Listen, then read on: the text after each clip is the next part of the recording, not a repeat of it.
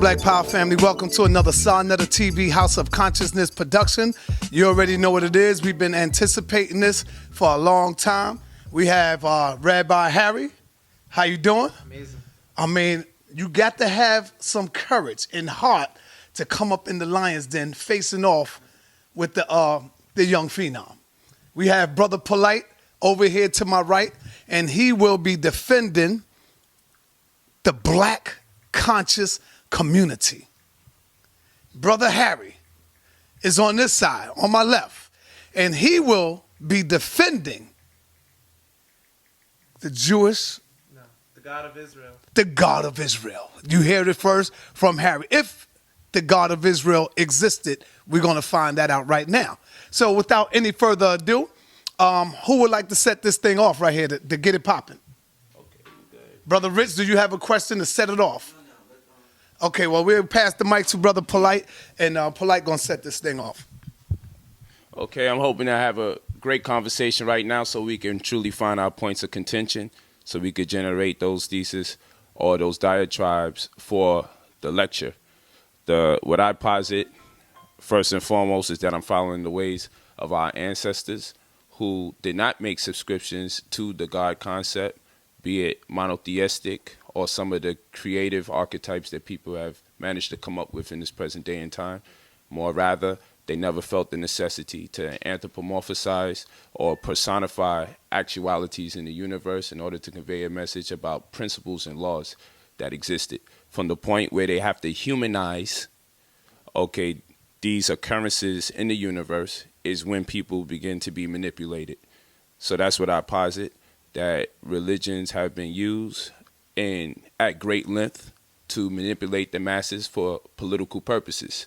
And though I haven't come across a religion that didn't have very impressive edicts or tenets that the people should subscribe to, it still puts us in a conundrum, and as far as the fact that you have to sift through the misinformation that has been put or amalgamated with that data that is divine or positive or uplifting or cultivating.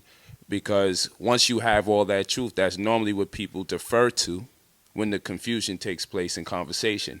Once we identify where the confusion takes place, they normally defer our attention to the truth that also exists within the confines of their scriptures. So I'm here today to say that as a purportedly black man, or as a melanated brother, I would contend that in 2016, we have to remove ourselves from anything that our oppressors have introduced to us in our community. So I guess, Harry, you got to get the mic, right? Oh, you should be just sitting there. So Harry, with Polite saying that, I guess my question, he kind of elaborated on the question I asked you off air with, when I was talking about these characters being real in the Bible, Abraham. Polite, I guess, with what he said, he feels as though your religion, the first thing you said was you represent the God of Israel. Your attempt to humanize these characters in the Bible is an attempt to manipulate the people. As we talked before, I know you're into the Kabbalah. I know you're into the esoteric side of religion. So why be into the esoteric side of religion, know the deeper workings in the universe and nature and how to manipulate nature? Because I heard you speak on that. But then when you go teach the people, you teach them about external forces. Why not, like what Brother Polite does, teach them about the internal forces? Because that will enable them to manipulate nature at a way greater pace than what we're seeing in current society. Why continue to tell them all of these things exist outside of them when it's all over that they exist inside of you? Right.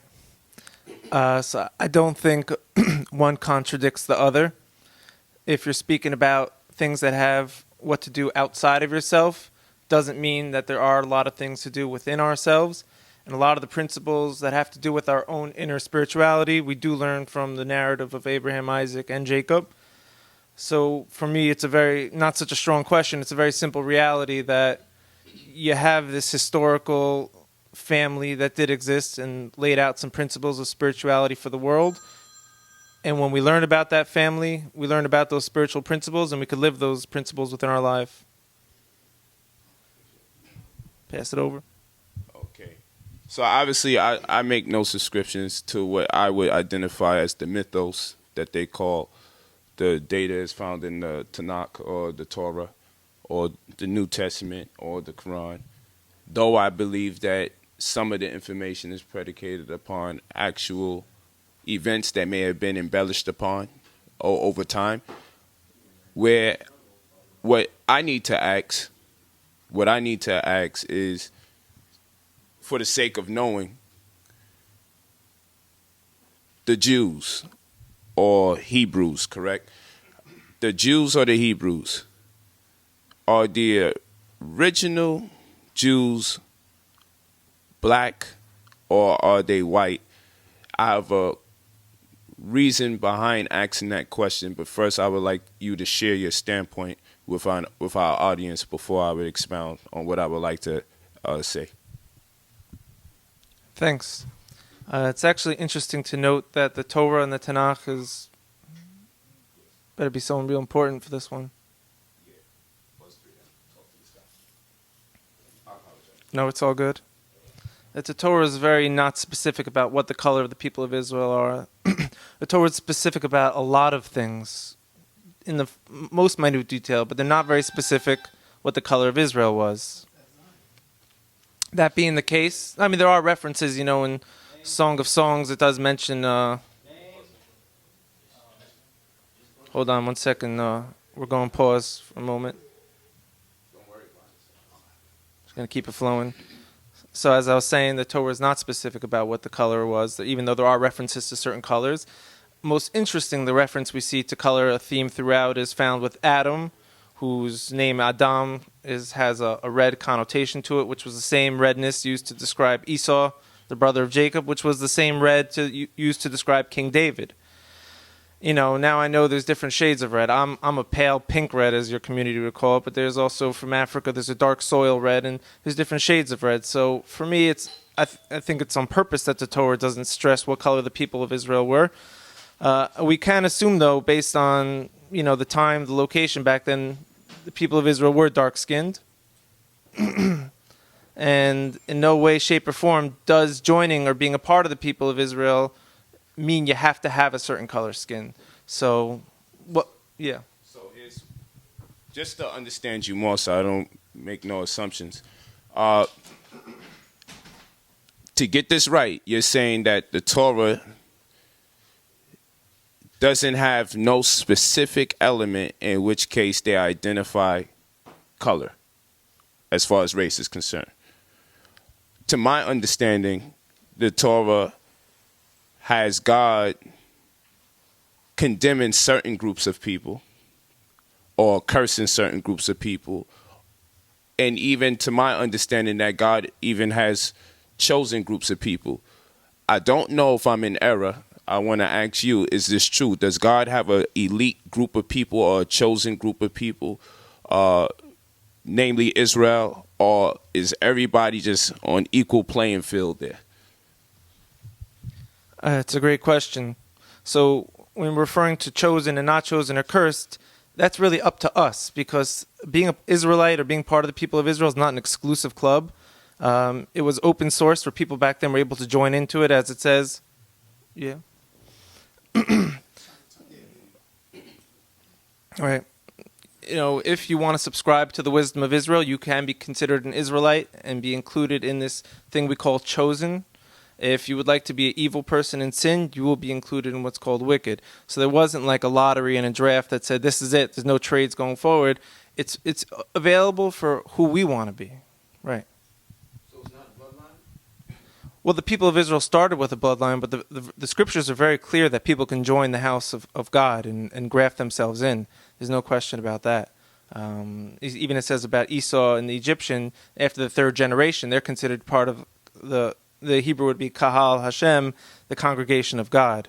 So you want to be righteous, make yourself chosen, do something good.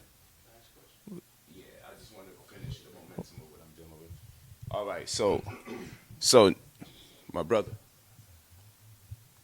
So now here's the issue that I'm having here. There appears that God favors a group over the other. That's just from my perspective of reading. There appears to be people that are cursed or people that are condemned.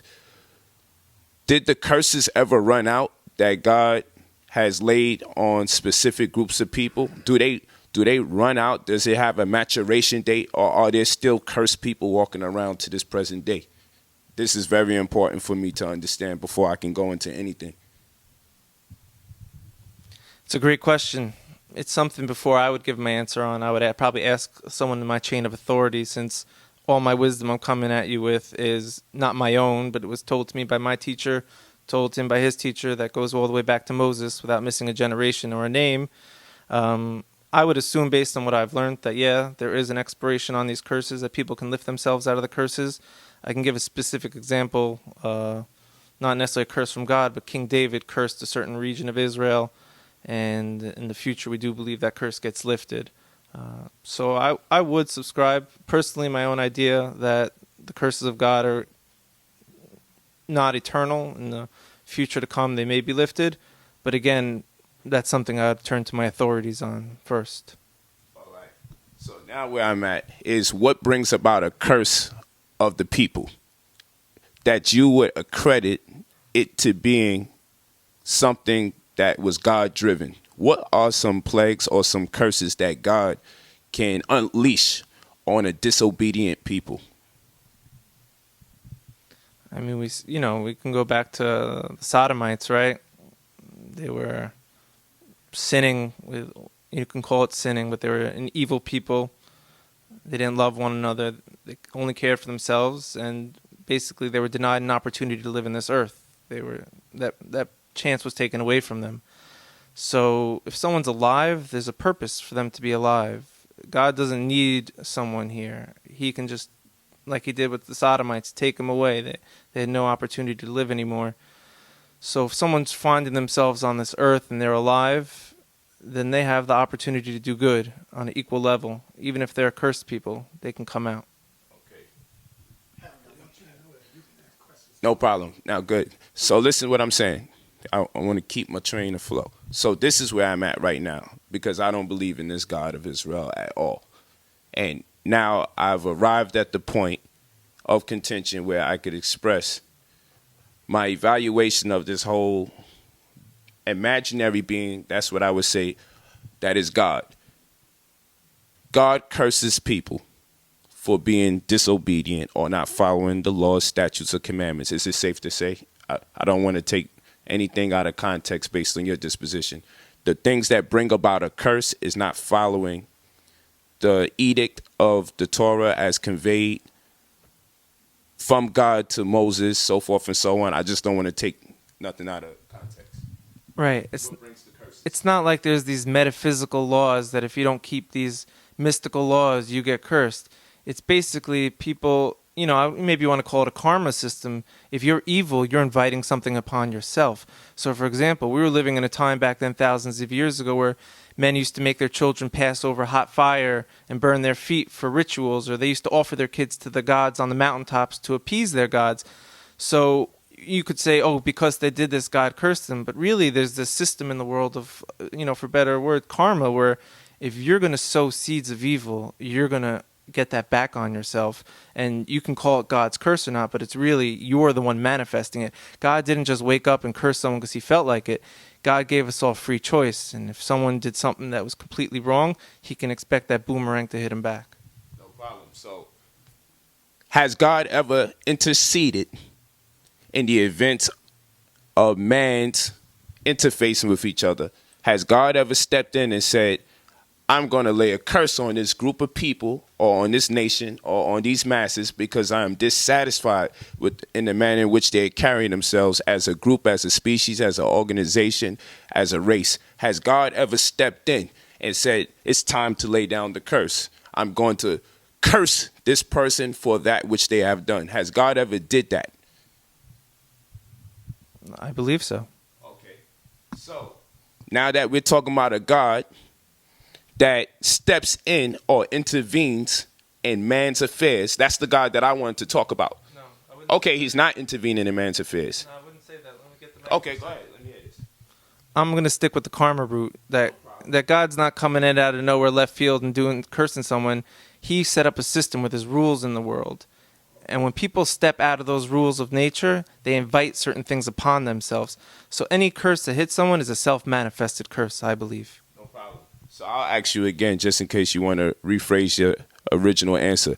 Does God ever step in and curse a people because he is dissatisfied with the manner in which that they've done things? Because initially you said, I believe so. So I just want to be clear before I move forward. Does God ever step in and say, well, this has to stop right now? This got to stop. So I don't know if I would use the word step in, so to say. Because God I'll just say it very clearly, because in the creation, God created a world of justice, and it has rules to itself. And if throughout history, if someone broke any of those rules of the code of the universe, he will invite a curse upon himself. So what you're going to say, God cursed him, when you're really saying is God created a system to allow fairness in the world, and when someone went out of that system, he brought it upon himself. So it was almost from the start, it was destined, that these were the structures of rules. So where is the system for the white man that has been destroying black people, racially profiling black people, conducting police brutality, raping, robbing, and pillaging our villages, our communities, castrating us, kidnapping us, and it still goes on today? I would believe from a Judaic perspective that black people are cursed. I would believe that we must be cursed as a people because we're doing something wrong. If we're not cursed by God, then what would you say, Pratel, is the reason why black people have to undergo these type of things? That's what I want to know. Why are we suffering right now? Are black people cursed because they're not following the laws of God? Or is it something else? First things first, you invited the right Jew to speak with, because I have love for all humans. So your community, I love them because they're humans. And so when you speak about the white man and the black man, maybe I'm outside of that because I have no hate for anyone. Secondly is, I don't want to play the comparing, contrasting game, who suffered more, who didn't suffer more. But I would like to say, you're complaining about the white man. My family was in Europe for perhaps 1,500 plus years. And we spoke about it on the radio interview that we had a horrible experience there of being raped, our houses burnt down, we weren't allowed to own land, getting arrested for nothing. So I totally understand European brutality because my family's dealing with the trauma of that as well. But like I said, I'm not here to compare and contrast who suffered more, but I will tell you why I would like to. Oh, okay, we could have that competition one day, who put it all on paper. Right. I mean, yeah, right. Okay. So I don't know if it's white on white or black on black. It's probably, we looked at it in Europe as the church versus not the church, or a European versus not a European. So for me, my family in Europe, we wouldn't associate with the people around us. We were doing our own thing in our own communities, and that bothered the Europeans or the church around us, and they took it out on us. So I don't know if the issue today is a white and black issue. It's a certain ideology versus not having that ideology and oppressing people who don't share that.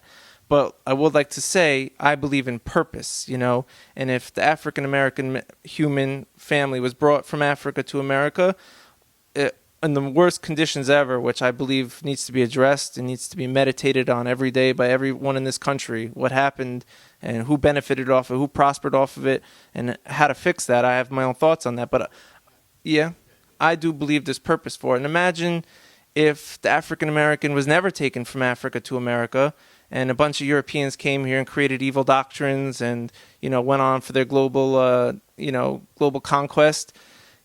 There may have been no checks and balance system in this country. Now that you do find yourself here and your community spread through every city in this country, imagine what would happen if you unified and you had a voice and a power. What would happen to the justice system in the world? You could bring great things to everyone. So maybe there's purpose that you're here. Well, I would tell you, we don't really have room for imagination because we're dealing with the reality that every time we have tried to unify, the white man, the white race, his institution, and his systems have made sure that they've murdered our race. They murdered our leaders. It's very convenient that when we go into the Torah, you say the Torah doesn't specifically identify with race. It's very convenient when we talk to you about oppression, you don't want to identify specifically with race. You want to talk about institutions, but not the people that erected the institutions. So what I'm saying is this, per the original question, are black people cursed? I'm asking you from a Judaic perspective, looking at what our people are going through. Is your God cursing us? That's what I need to know. Is this a curse of your God? Whether he's stepping in, figuratively speaking or not, are we suffering from curses on behalf of your God? Yeah. Or is the black race cursed? Right. To your God and your perception of what's going on? Right. It's a good question. I mean, it's not for me to tell you if you're cursed or not. It's for you to tell me, are you cursed or not? And I'll give you an example. I don't believe in your doctrine. I need to know from your doctrinal perspective. Right. Well, like I'm saying, I'm not going to play the compare and contrast game, but from my family's point of view, so we went through a Holocaust, right? We don't have to go into now how the Holocaust was financed, who made money off the Holocaust, who benefited. All I know is my grandparents actually watched their family get killed, body parts cut off, tests, all these things that were done to them. And when it was over, you know what we did? We said, let's unite and make purpose of this and grow. And now we believe there's spiritual teachings to the Holocaust of how it was something, you know, as unfortunate it was, it did something that brought new light into the world that was never been there before. So we're all about positive energy and making purpose of things. I'm going to keep using that word. So if you find yourself here, this is where you're finding yourself. You could either meditate on how, you know, there's imaginary God that you think is putting this imaginary curse in you, or you could say, let's mobilize. You know, you said you're right. Community leaders did get killed. And I know me sitting here with you is dangerous for myself, because to even arouse your community, we see historically is a dangerous thing. But that doesn't mean you're going to give up, right? Why is a startup successful? Because resilience. You're going to keep trying. And your nation will mobilize, and they will unite, and their voice will be beautiful. And I believe it, and I'm here to help. Okay, this is going too far. It's going entirely too far. We got to get back to reality. So it's clear you don't want to address the race issues. It's on the table. It's on the table.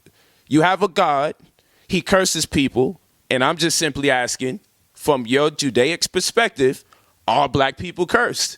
It's a fair question. Whether it makes you uncomfortable or not, it's a fair question, because if curses exist, and you can read about people of old that have been cursed because they were not following the law, statutes, and commandments of God, or because they were sowing evil seeds, so to speak, and you can rationalize that those people have been cursed, then what is the harm in saying that your God has cursed black people? What is the harm in just saying black people are cursed by way of your perspective and understanding? How can you identify ancient people as being cursed, but then you are totally oblivious to present day people being cursed? What is making you feel so uncomfortable about just saying you black people are cursed? Why won't you just say it? You believe we're cursed. Or say you don't believe we're cursed. Don't straddle the fence. Tell us something. Who's cursed? This is all based on your teachings. Just tell us, are black people cursed? Are they being cursed because they're not following the rules and regulations or the edicts of your God? Let's really get to the meat and potatoes of this question. We cannot avoid race. A big part of this event, we're going to have to address issues that make us both uncomfortable. We have to address it. So, Brother Harry, I'm going to call you a brother now, because you're telling us that you love us. You're telling us that you for us. If you're going to be my brother, you have to come clean and tell the truth. Like we are in the house by ourselves, void of a camera, and all the same race, void of complexion. You keep it real with me like you would keep it real with your Jewish brother over here. Keep it real as though this camera is in here, because we all brothers, so we should be able to build as a black family, as a Jewish family, as a human family. Keep it real. All black people curse. Brother? Your family. Right. So, you know, I don't know if I'm an authority to speak on behalf of the Jewish people, but from my perspective, I don't think you're cursed. And I'd like to reference the story of Joseph. Joseph was thrown into a pit by his brothers and to die. And he made it to Egypt. He was taken out of the pit. He was working as a slave in someone's house. He was falsely accused of something. He was thrown into jail in Egypt. All these bad things happened to him. And through a miraculous story, he rose to power, became second in command in Egypt. And then his brothers came down and he had an opportunity to confront them. You know what he said to them? He said, "No, don't you see there was a plan here? There was purpose. Let's move forward right now." So you could say, was Joseph cursed because he was thrown in a pit and these bad things happened to him? You say, no, Joseph wasn't cursed. God of Israel loved him. He was just playing a role, and he had faith throughout his hardships that he was doing something positive. Now, obviously, Joseph wasn't castrated like some of your ancestors were, and he wasn't lynched and hung. So I'm not here to judge that. I do believe that this world is not the end-all, say-all world, where this reality is somewhat like a dream state. So suffering we experience in this world, maybe in the future world, we'll look back and see that was just a dream. It may not have been real suffering. I don't know. But I do know, instead of focusing on are you cursed or are you not cursed, focus on what you can actually do to combat evil in the world today. One quick thing, sorry. Yeah. Well, this is the thing. I stand here as a pantheist of the Kemetic science doctrine. This is to simply say that I don't believe in God. So my deepest contemplations isn't that black people are cursed. Here it is, I have somebody that professes that a God exists. Not only is it someone that professes that a God exists, but you take on the actual image of people that we would conceptualize to be our oppressors of old. And understanding that you are of the descendancy or the progeny of people who have strictly enforced a harder way of life for our people. Maybe not necessarily your most immediate family member like your father, but somewhere down the line, there's a horrible disadvantage taking place on account to our complexion. Having said that, I'm not here to complain to you about giving us something back. Not at all. I am here talking to a white male that is suggesting to me that we can share the same God. And if we share the same God, I want to share the same rights under your God. And this same white male can tell me about curses of old, but will not tell me about no one on the planet that is cursed today. That makes me very uncomfortable. It seems very disingenuous. It seems like you're hiding something, because I don't want to talk about people that we can't see if we're not going to reference those situations and identify with them today. So I wouldn't understand, why would you even teach or beseech to communicate any information about your scripture if you're not going to show the relevancy of it today? Instead, what you're doing is being very selective about what you choose to talk about. So I'm not here to petition to you about how to help the black community get better. I'm asking you to actually be more forthcoming and more honest about this thing you're calling God, because this God that you have favors y'all, and that's okay. That's perfectly okay. But we are not getting a fair shake under your God. We are still oppressed today. And it would stand to reason that obviously black people are doing something wrong, and you guys are obviously doing something right, because you believe in God and things are working incredibly well for you guys, and black people are trying to believe in this God and it's working horribly wrong for us over here. So only thing I can conceive is if we share the same God, that I am willingly submitting to you as my master, because I don't understand how the two of us can pray to the same God and not it doesn't pan out equally. And if you love us so much, because that's you, I would implore that you tell us that this is just what makes you unique, or this is the teachings of the Torah, and all the Jews are communicating to each other that these are all people of humanity. We all love each other. We don't got this concept of color, complexion, and race just by chance, though, where basically most of us are only having wives of the same race, of the same religion. But no, we think everybody's of the human race, and we love everybody of the human race. But for some reason, we don't see that actualized in real time and in real life. All I'm simply saying as a black man today, with a great opportunity to talk to you, which is great for the viewership because people need to see the dialogue take place between the races, is healthy.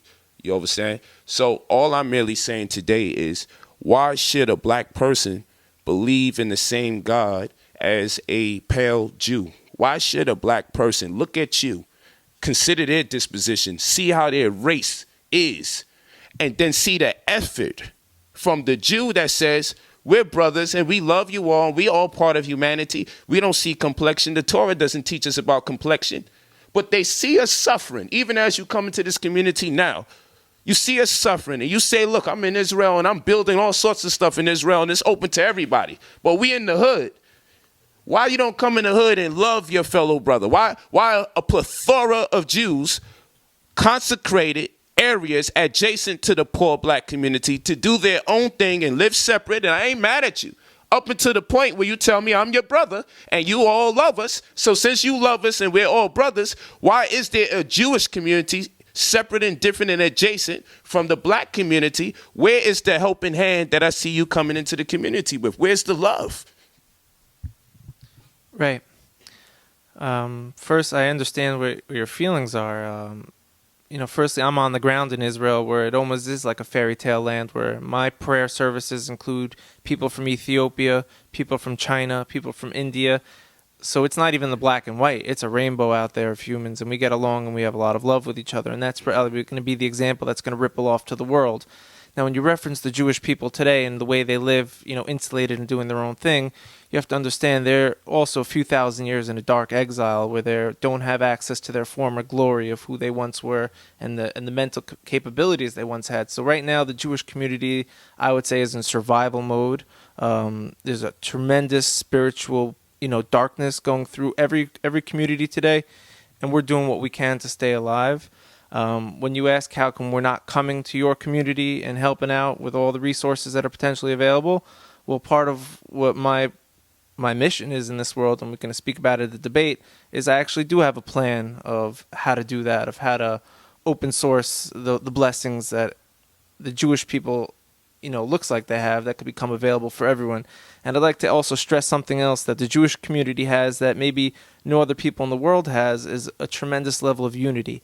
I can go to any single city in the world today, unannounced, and there will be a Jewish family who doesn't know me for anything, who will let me sleep in their house, will give me food, will lend me money if I need it, and that is 100% across the board, across the globe.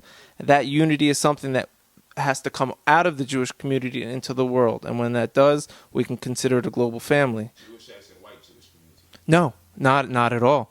I mean, we got Jews in Iraq, Iran, Morocco, the Northern Africa, up in Europe, China, India. So it's a global thing, and it's taken on a lot of colors right now, and that's what's so beautiful about it. But I did have a question for you. I wanted to throw it back at you because you keep referencing that you don't believe in God and you don't subscribe to that. So what is your version of, let's call it the creator of the universe, where this universe came from? What's the source of it? Is this just a random explosion? I'd like to hear your thoughts on that. This is absolutely no problem. I'm glad you asked me that question.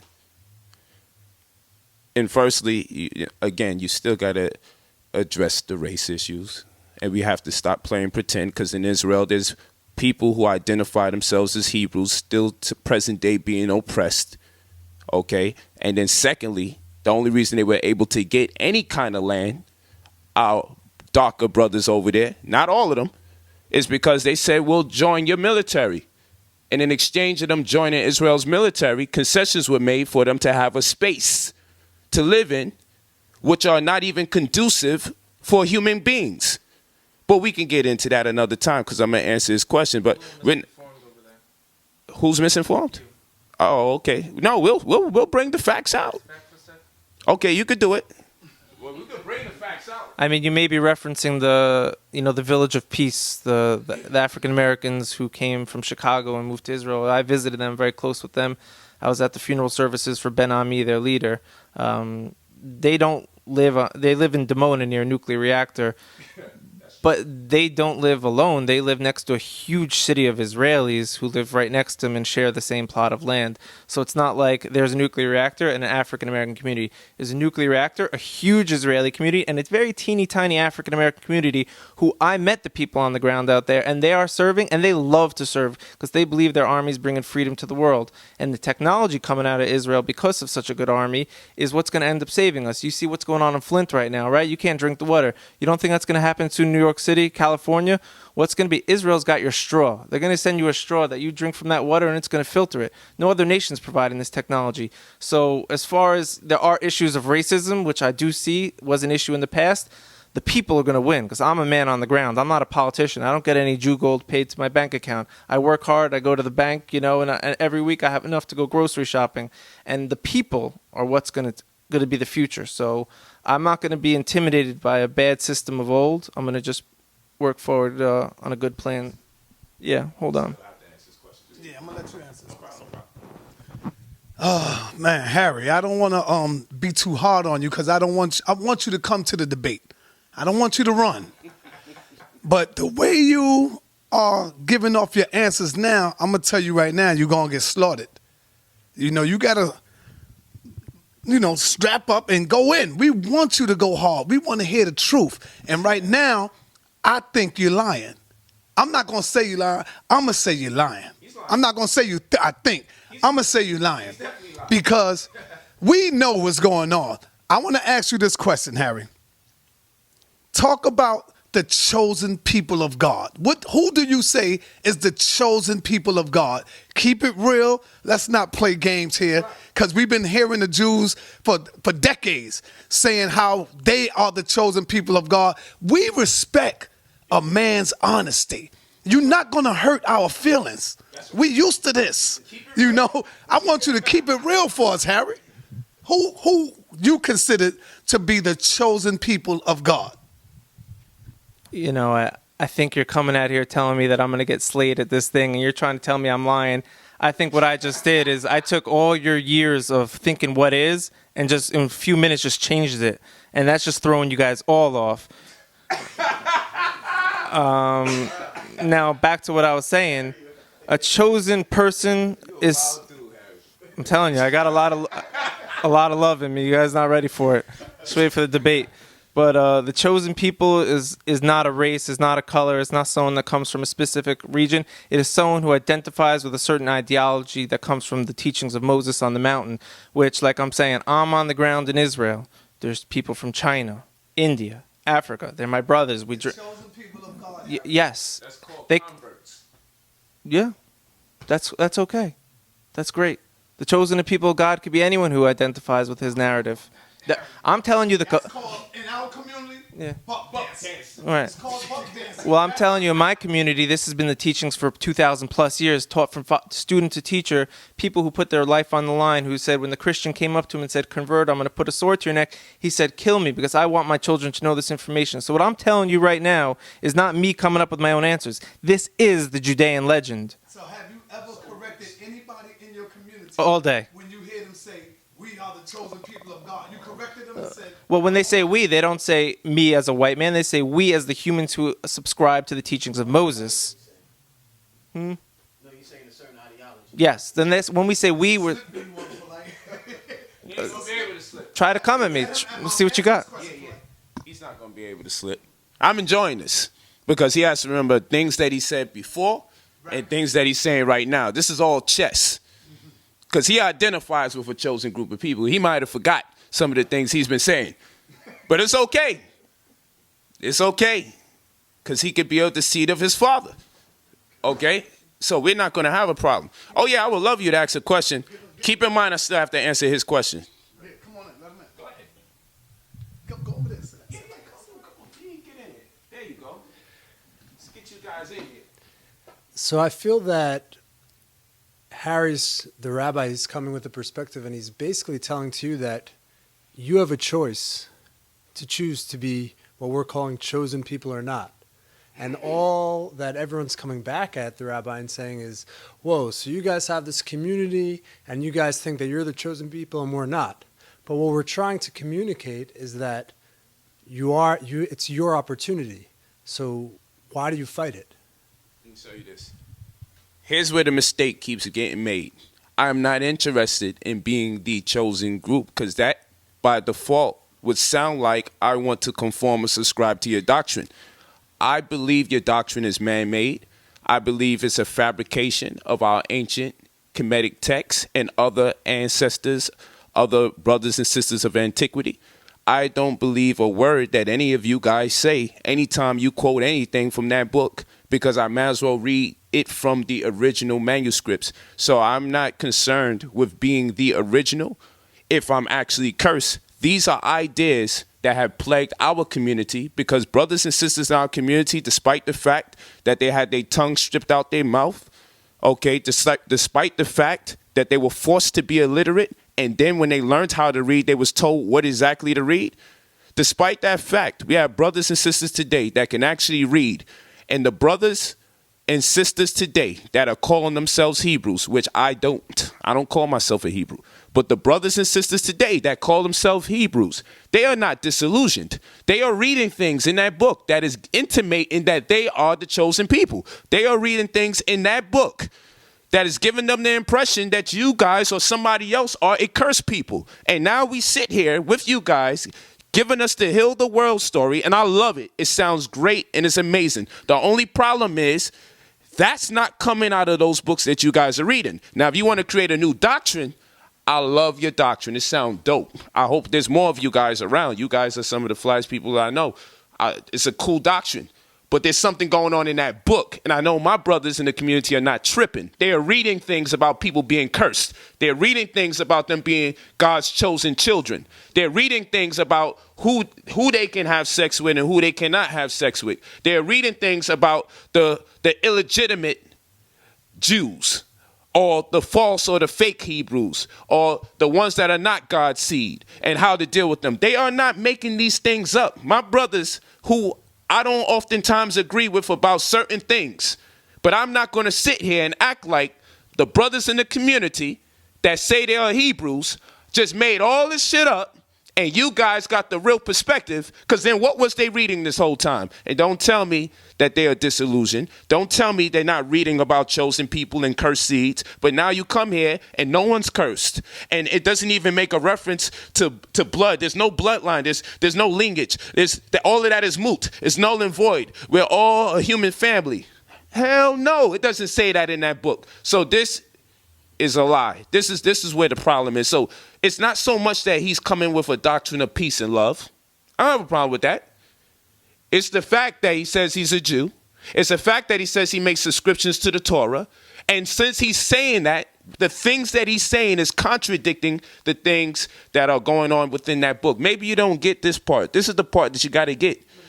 A great deal of the confusion coming in the community is coming out of the religious belief system that you guys subscribe to. Now you get on camera and you are totally oblivious to the sectarian aspect of it, the totalitarian aspect of it, the racial aspect of the doctrine, the cursing of the God, the putting one group of people over another people, and now you sit here and you smile in our faces. You actually are smiling. You are looking like you are in awe, or like you are flabbergasted, like where is this guy coming from and getting this information? We are not crazy. You got to keep it real. I mean, first thing I got to correct you, because you said it's all about bloodline, and I like. didn't say it's all about bloodline. They're seeing things about bloodline. Well, you were trying to intimidate that I was making something up about a global family. When I'm going to reiterate what I said before, is that the House of Israel started from a bloodline, then it became open source for people who wanted to join in the house were able to. God said that? Yes. It says to the Edomite and to the Egyptian, if they join you to the third generation, they're grafted in, called the Kahal Hashem, to the congregation of God. And it says you got to love him and treat him like a brother and treat him equal. And the same law applies for the both of them. So I'm just going to have to correct you over there that there is such a thing as a global family under the God of Israel. And it has nothing to do with the white man. Now, if you see racism today, that's not being pulled from the scriptures. That's just being pulled from having a bad parent, having a bad community leader, and not being educated on it. Racism is an issue in this country. I do appreciate that I am a white man, because when I travel through security in airports, I get a lot of high fives, thumbs up. A cop pulls me over, he asks me if I'm okay. So I understand. Yeah, no. I'm just playing the cards. No, I work really hard to get my groceries on Thursdays. You know, I work really hard. I sweat. I got a wife and I got kids, so I'm not on the beach every day. You know, throwing things in the air, counting it. I have a hard life and I struggle and I get by. But I do understand there's a much larger issue, and I don't think that the root of that issue of racism is coming from the Jewish people.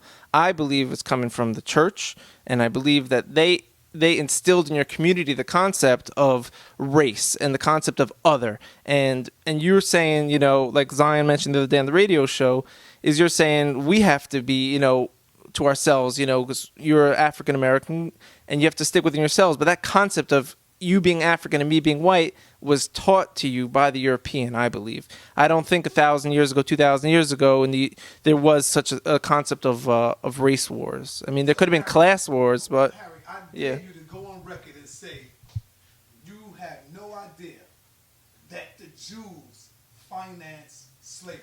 Oh, when you say the Jews, you can't speak on behalf of the Jews. You may say a few wealthy Jewish families who were considered sinners or evil financed the slave trade, or financed a few ships, or insured a few trips. Have your people not reaped the benefits off of slavery?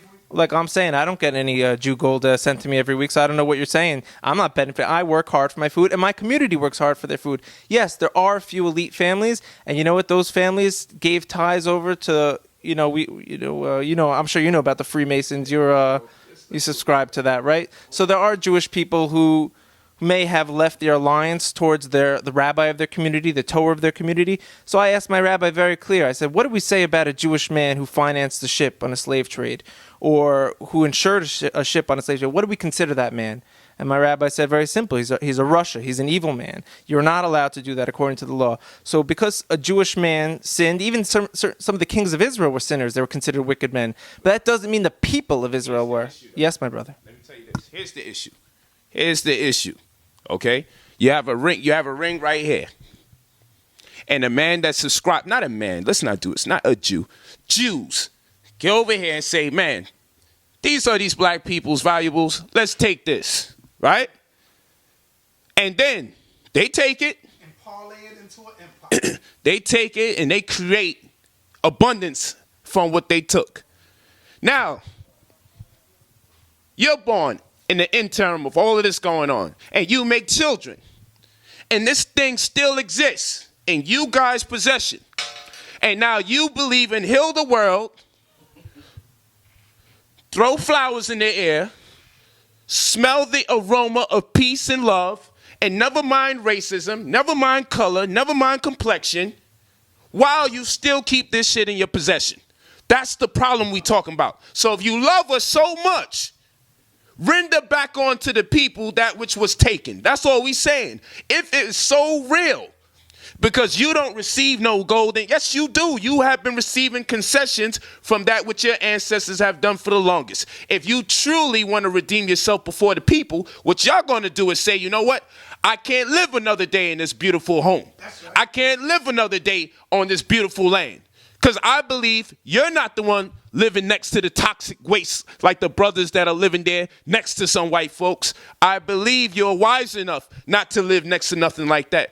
I believe that you should understand at this point in conversation that inevitably you are still reaping the benefits directly and indirectly from that which your ancestors have done. While we are also, the stress has been incurred perpetually from one generation to the next from that which has been done to us in light of your ancestors, though other people's ancestors have capitalized off our oppression as well. So if you love us so much like you say, and you are talking about a doctrine of karma, the question is, can the child's child still obtain that which has been stolen without being held accountable for it?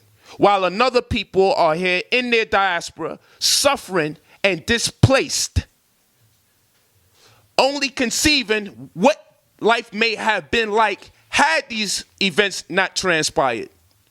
How then can you sit here and say, I'm not reaping none of the benefits? Of course you are. So instead of the love doctrine, it's very easy. I can't live another day like this. Keep the house. I'm going to go in the hood. I'm going to start eating rice and wings. I'm going to start drinking the 50-cent soda. I can't do this no more. That's what we talking about. Keep it real, Harry. Keep it real. It's going to get real. Yeah, I was just about to bring up they didn't answer my question. I don't know if we're going to have time to get to it today because I got a flight.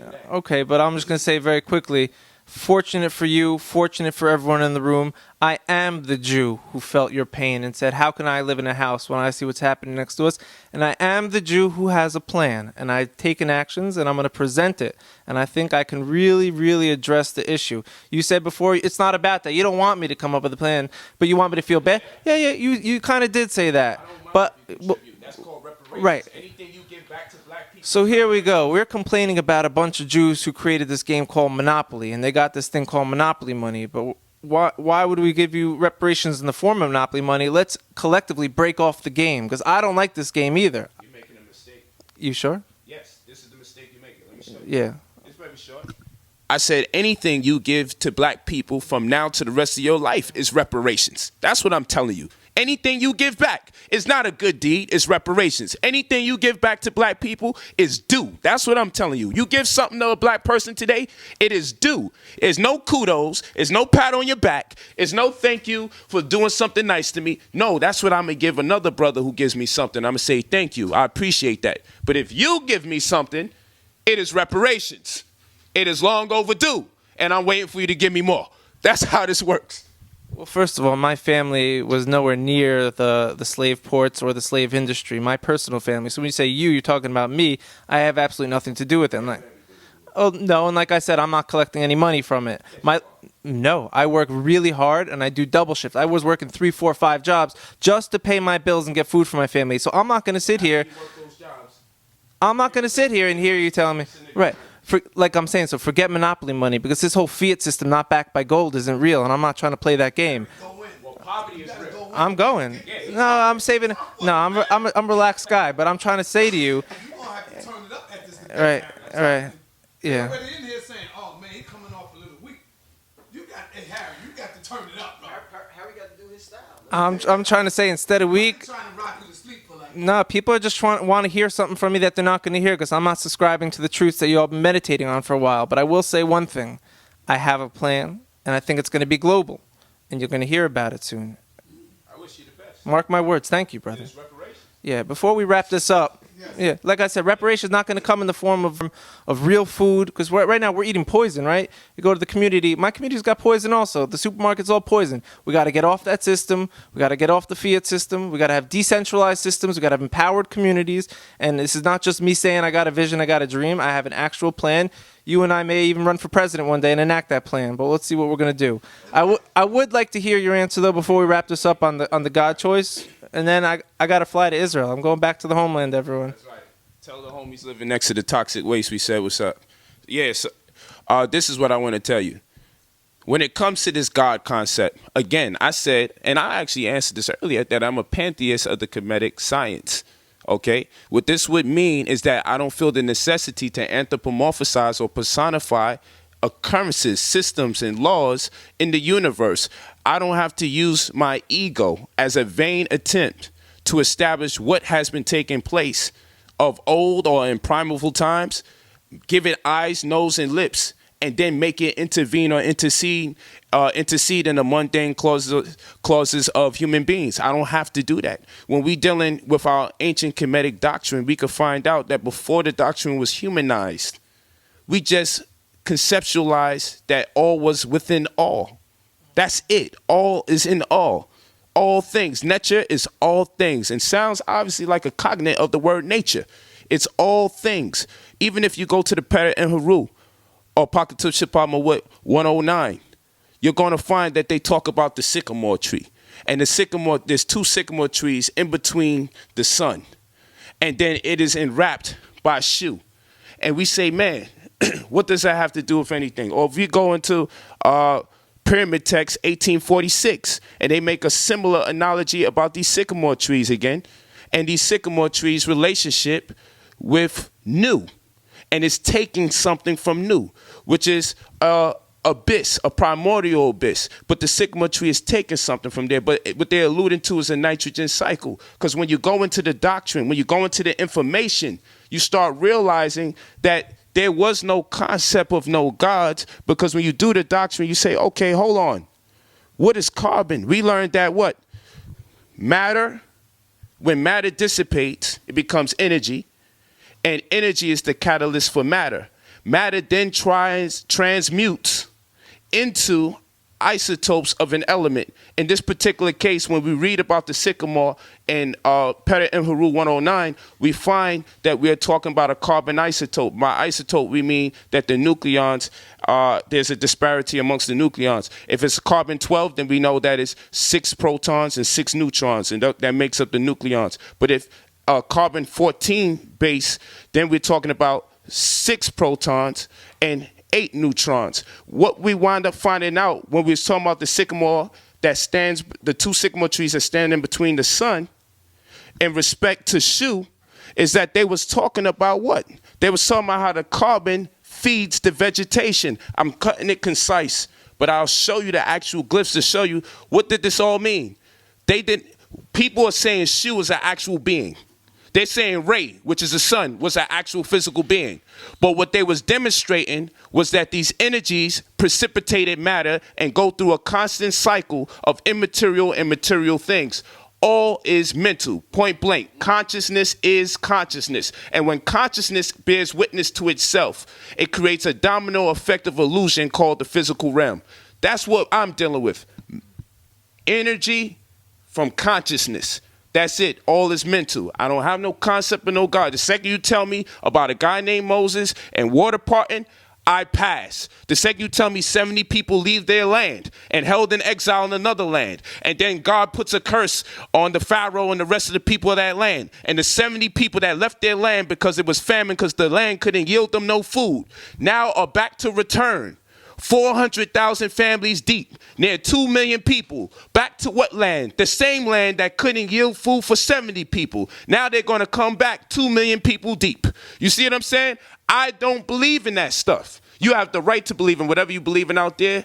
It's not my right to impose my belief on your belief. It's not my right to impose myself and my thoughts on your belief. But if you come into a forum where we can go into a diatribe or into deliberation about these particular events, then I'm going to tell you you have no right to tell these things to thinking human beings, because it's asinine. You got the right to believe what you believe. If I see you down the block, you tell me you believe in it, I'm going to respect you every day of the week, because your personal relationship with God is your personal relationship with God.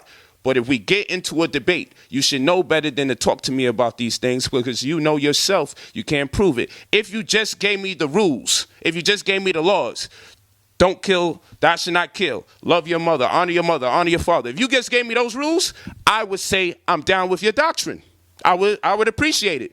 Once you start telling me God is sticking his hand into events and making things change and cursing other people and parting waters or walking on water or turning 70 people to 400,000 people, 400,000 people, 2 million families. Once you start telling me about all these things and alligators coming out of nowhere and the Pharaoh's plague with all sorts of gnats and flies and he knew I got to let these people go. Once you start telling me those things, the Abraham, the Isaac, the Jacob, sacrifice your son before the fire. Oh, hold on. Before you get ready to burn him, pull him back. I'm glad that you are rolling with me. God just wanted to see if you was going to burn a nigga. Once you start doing that, I don't want to deal with that information no more. Let me just see. I have one last question. Hey, peace.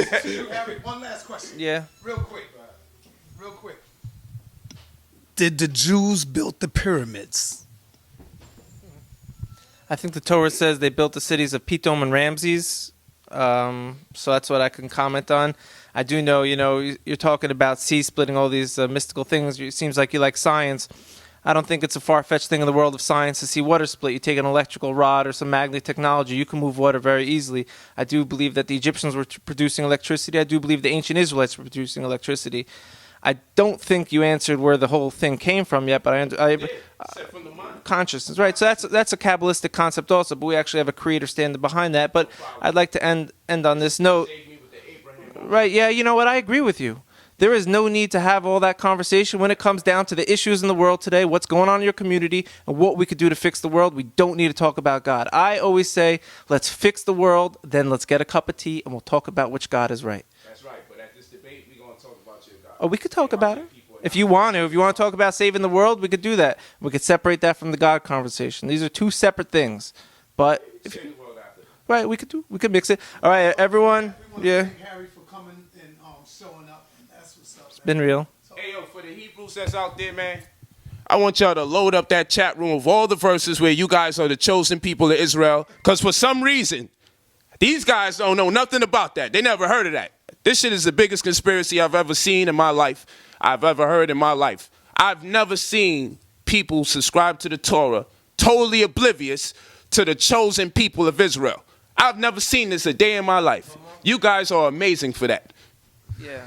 My one critique to the Israelite African American community is, you may fulfill that biblical prophecy, right? Deuteronomy 28:68, getting brought on ships, right? Very, very, very amazing. It all lines up. It's beautiful. But that doesn't mean that other people around the world also aren't part of the house of Israel, as the verses say. So I feel when I'm speaking to the African-American Israelite, they're kind of saying, we are the chosen people, but that implies that no one else is. But that can't be right. Please, then I really got to roll. In regards to what we understand to be the curse of Ham, are you saying that that's not a Judaic concept, but more so something that has been imparted by way of the Christian church? The curse of Ham, that references potentially it's on the African-American community, was an opinion that came about 1,000 years ago, which was about, way after the Torah was written or way after the Judean law was codified.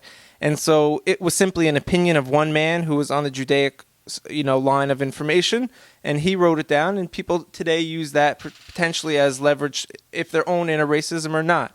I can say I do see tribes in Africa today that are doing things that I don't know if are part of the future, opening parts of their bodies and lips and blood, drinking blood. I can't judge. I'm not that wise. There's probably a lot of wisdom in Africa, but I will not say that the curse of Ham is on the black people. I would not say that that is something that is a rule of the Torah or a rule of Judaism. That was one man's opinion that I don't have to subscribe to if I don't want to. And that's it, because you got a final question? Okay. That particular passage wasn't Torah? That wasn't prescribed to something that came directly from Noah?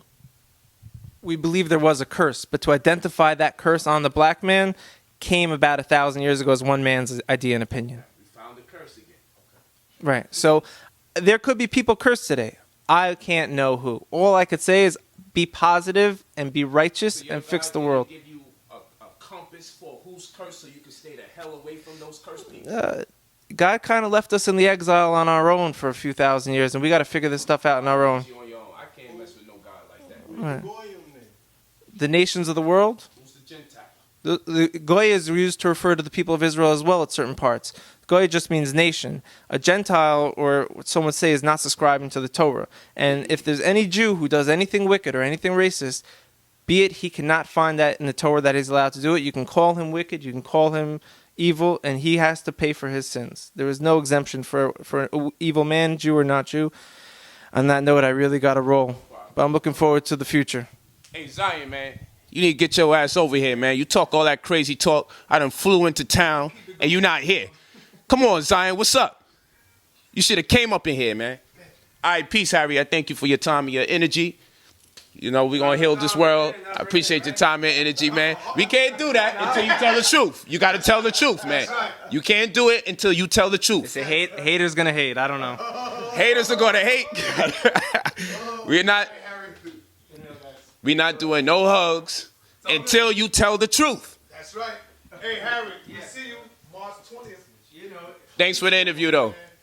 Yeah, show up, man. Show up. We lightened up on you, man. Yeah, all right, man. Take it easy. You ain't get it like they get it on the streets from me. Okay, now, brother Polite. Now we here with you.